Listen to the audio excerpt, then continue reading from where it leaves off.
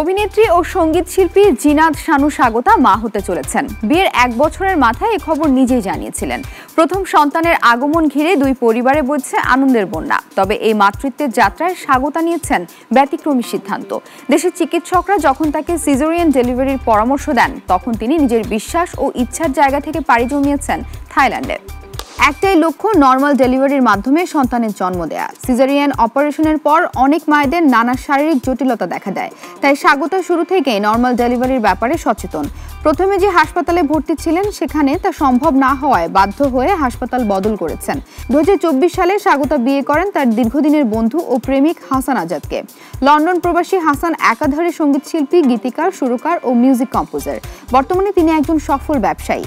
দাম্পত্য জীবনের নতুন অধ্যায়ে এখন যুক্ত হচ্ছে মাতৃত্বের অভিজ্ঞতা। আর এই যাত্রাকে স্বাগতা শুধু ব্যক্তিগত সিদ্ধান্ত নয়, এক সচেতন ও সাহসী পদক্ষেপ হিসেবেই দেখছেন।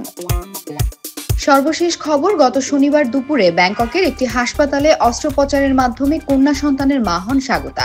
স্বাগতা জানান, তিনি চেয়েছিলেন অস্ত্রোপচার ছাড়াই যেন সন্তানের জন্ম হয়, কিন্তু শেষ পর্যন্ত অস্ত্রোপচার করতে হয়। স্বাগতা বলেন, মা মেয়ে দুজনেই ভালো আছি, সবাই আমাদের জন্য দোয়া করবেন। তার মেয়ের নাম রাখা হয়েছে মারিয়াম সর্বজয়া শানু আজাদ।